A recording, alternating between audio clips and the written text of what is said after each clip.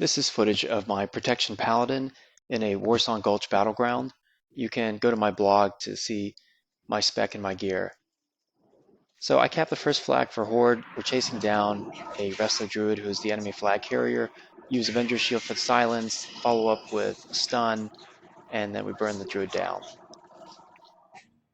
That's one great thing about Protection. We've got several CCs to work with, so it's very effective for putting pressure on healers. And right here I was starting to attack a priest, but he was keeping himself up at high health, so I would go ahead and switch targets to that hunter, and we burned him down, get back on the priest.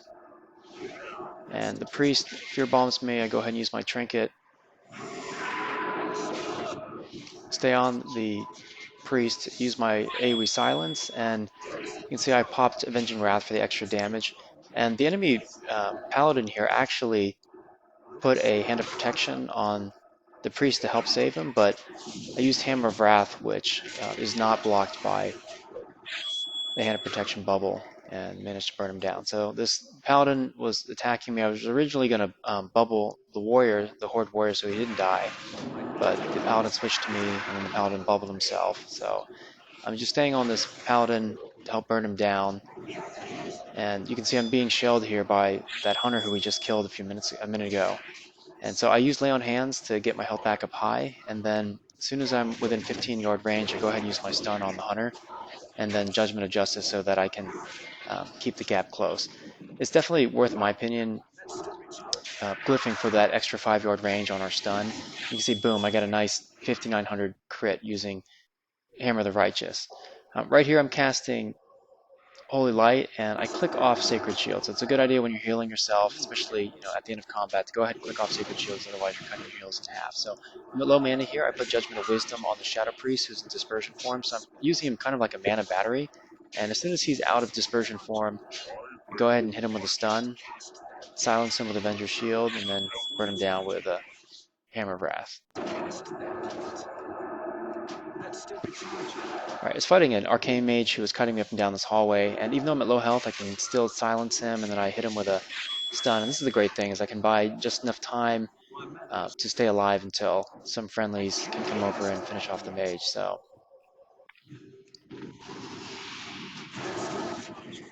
this Elemental Shaman is nuking me. I go ahead and stun him as he's casting and close the gap. Right here he starts to cast Hex, so I shut it off with an Avenger's Shield.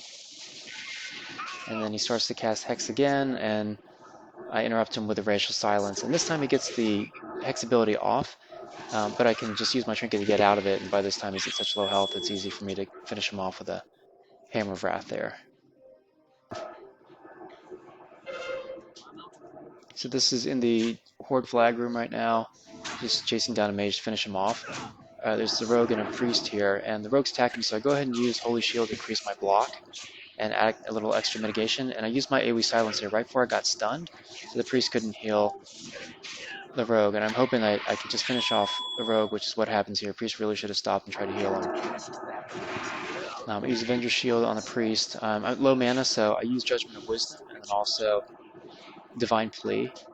And then as soon as the cooldown is up for Judgment, so I get feared there, use my trinket, and then apply Judgment of Justice. And this is really good timing because right there you see the priest just got the run speed buff, so he should be moving at 200% speed, but instead he's stuck at 100% because of my Judgment on him. And I'm using him as a mana battery now, stacking up Vengeance, and then just waiting till his health comes down a little bit so I can go ahead and use Avenger's Shield right here for the silence, and then finish him off with Hammer of Wrath.